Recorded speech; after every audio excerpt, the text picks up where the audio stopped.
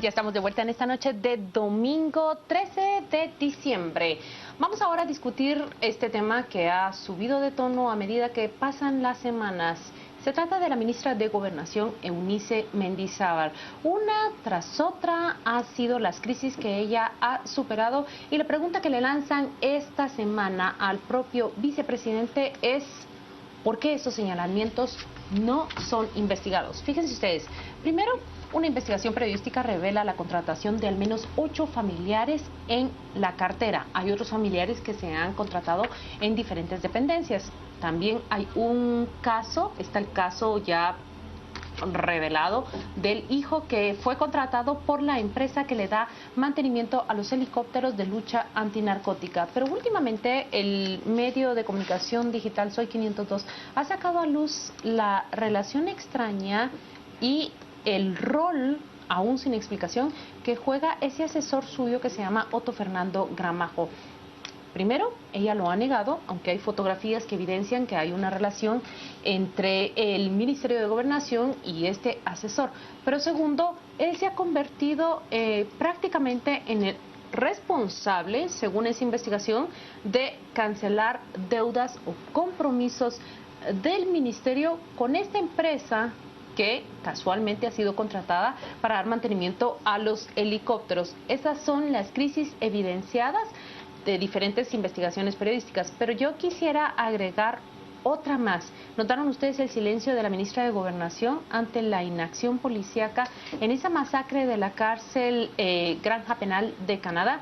Prácticamente no salió a dar explicaciones de qué fue lo que sucedió y por qué los sistemas de inteligencia no reaccionaron a tiempo. Bien, esos son los señalamientos y quiero que los discutamos acá. Pues si queréis empiezo yo. De los tres temas, es decir, de la contratación de personas, del señor de los helicópteros y del silencio en la Granja Penal, yo he visto constancia del primero, de los otros no, entonces no puedo decir nada. En el primero la ministra se desligó de familiares directos que le asignaban. Decía, no, mire, ni ha sido mi marido, ni es mi exmarido, y de algunos más yo vi una declaración que ella hizo pública. Yo de esto no tengo elementos para contradecirlo, más allá de lo que diga. Pero sí hay una cosa que a mí me llama la atención. A mí me ha llamado la atención que toda esta información surge a partir de que la ministra releva la cúpula policial anterior que acusa de pertenecer a grupos mafiosos y releva la cúpula de inteligencia. De inteligencia civil, dices. De inteligencia civil. Y a partir de ahí surge, como si antes no existiera. No, la publicación sobre la contratación del hijo fue mucho antes de todo esto. No, fue después del cese. Y el movimiento de renuncia, ministra, fue antes incluso. Perdón. La del hijo y la familia fue después de que cesara la cúpula policial. No. Antes de que cesara la cúpula de inteligencia, pero después de que cesara la cúpula policial. Solo me atrevo a contradecir porque como editora trabajé en la nota junto con una reportera y fue muchísimo antes. Muy bien. Fue en agosto justamente cuando se le visita pues dejemos a ella. esa, pero las que han salido después, mi punto es, yo lo que veo es que aquí ha habido, si esto es cierto y no tengo por qué dudarlo, aquí ha habido una permisividad hasta que se ha cambiado el status quo. Y cambiado el status quo, tiene que florecer todo. Coincidente con esto, no sé si ustedes han visto, porque yo sí lo he visto, ha habido, especialmente por determinada gente que uno ve en perfiles de Twitter, sobre todo, de un partido político, y otros que no desaprovechan un milímetro para pedir la destitución de la ministra, con razón o sin ella, pero la piden de una manera. Se tenía que ir la corrupta. Le echaron la culpa, por ejemplo, de que ingresaran materiales en prisión, cuando eso era un tema del juez, de que sacaran al señor aquel que fue a la boda de su hija, cuando eso fue una autorización del juez. Es decir, sin desmentir lo que se ha planteado, salvo el cuestionamiento de que ella desmintió 4 o 5 familiares que no estaban, yo sí veo que hay una convergencia casual o causal que hace que ahora los pecados sean más evidentes, y yo he intuido en redes toda una intención por sacar a la ministra de Gobernación al precio que sea. Y eso también me preocupa mucho más, si ustedes quieren, que las propias acusaciones, que si son ciertas, pues evidentemente yo no tengo nada que decir. Yo voy a decir a mí que me preocupa de la ministra de Gobernación, y debo decir que yo sí he perdido confianza en su gestión y no entiendo las razones por las cuales no es destituida. el presidente de la República, cuestionado en Destino 2016, reconoce que el hijo de ella había sido contratado por una empresa que fue beneficiada con una contratación para el mantenimiento de los helicópteros. No responde respecto de este asesor, al cual niega, pero del cual existen fotografías de que está muy cerca. Y luego, cuando responde a las acusaciones de las contrataciones de parientes, lo hace de una manera que a mí me parece engañosa y mentirosa.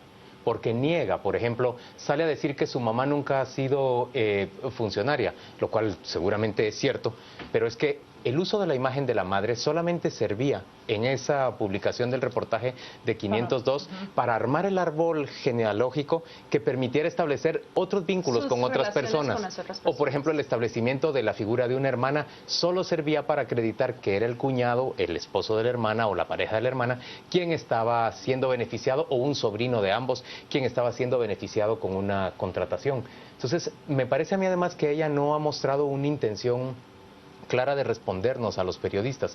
Y yo sí debo decir que todo lo que está ocurriendo en inteligencia civil, que no lo limito exclusivamente a la destitución de la cúpula anterior.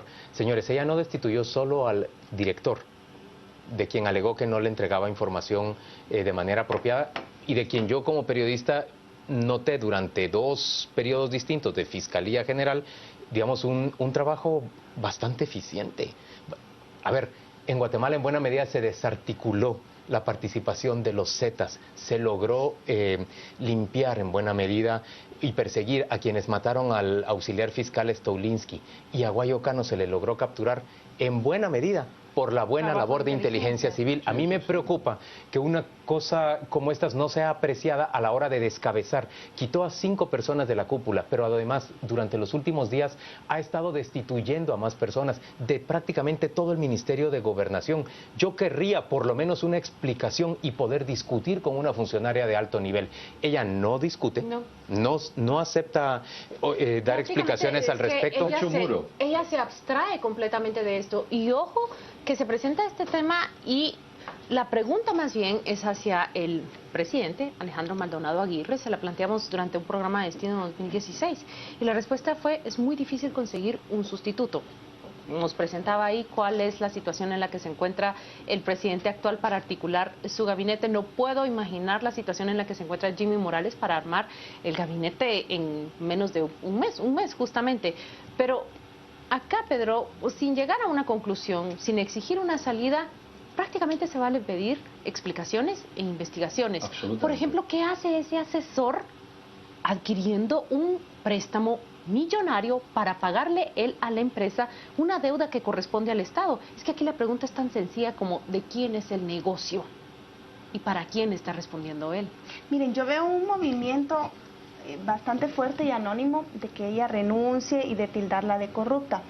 Pero la ministra hace muy poco para mostrarse transparente y que está dirigiendo esa cartera que aparentemente nadie quiere comandar con favores para su familia. Dina Fernández escribía el viernes en Soy 502 la respuesta a esa conferencia donde la ministra responde a medias de los señalamientos que le ha hecho ese diario digital. Hay 8 parientes de ella: un primo, sobrino en 2º grado, nuera de su hermana, cuñado de la ministra, etcétera. No ganan tanto, ganan entre 12, 15, solamente 2 personas ganan más de 25,000 quetzales.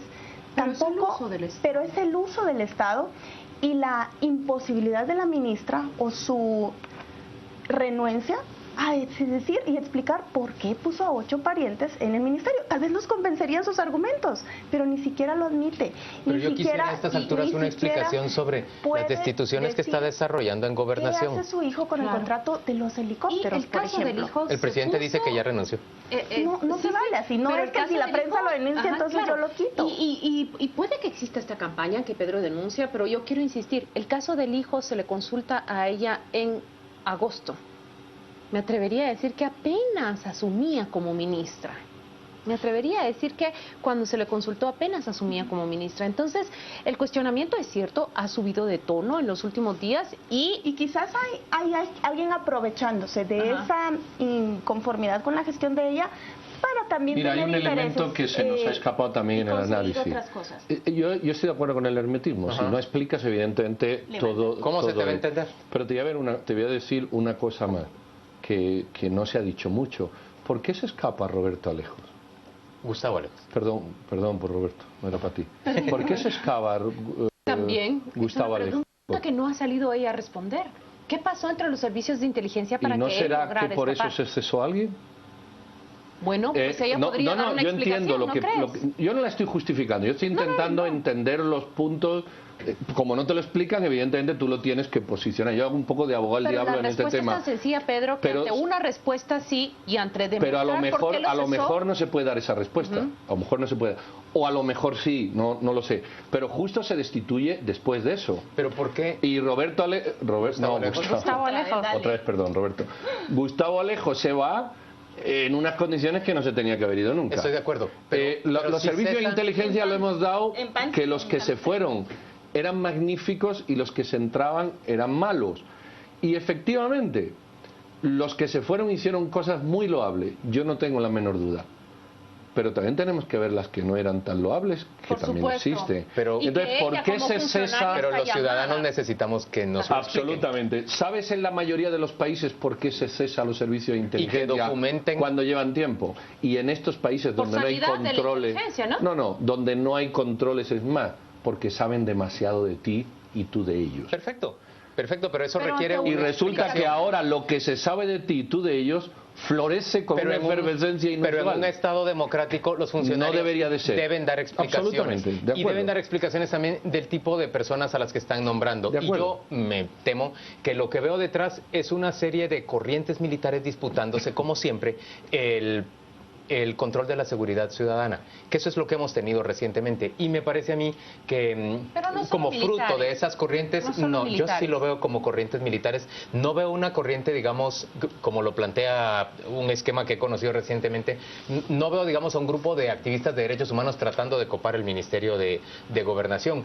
Y veo en esa fabricación de esquemas de complot o de grandes componendas en la que nos involucran incluso a los periodistas por atrevernos a cuestionar y a pedir explicaciones, no veo otra cosa sino la tradición contrainsurgente que ha habido siempre de crear esta especie de grandes componendas para explicar las cosas.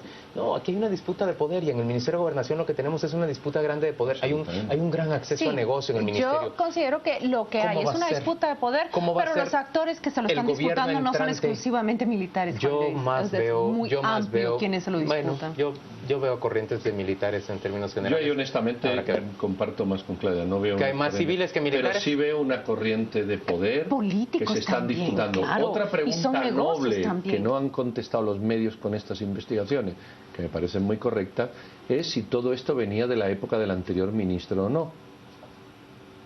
Bien, también habría que se está deshaciendo un esquema que existía y lleva una velocidad de depuración, pero a quien le está configurando Pedro, pero a quien le corresponde explicar eso es a la ministra. Yo estoy de acuerdo, en eso estoy de acuerdo. A los medios. En el caso del hijo, que lo conozco perfectamente, ocurre justamente cuando ella está asumiendo en el 5º viceministerio. Señores, y ahí se da una contratación. Ustedes se han concentrado en hablar solamente de la ministra de Gobernación, se nos ha terminado el tiempo y hemos dejado sin mencionar a Daniela Beltranena, a quien la Corte Suprema de Justicia ha declarado sin lugar el trámite de antejuicio que se le había planteado.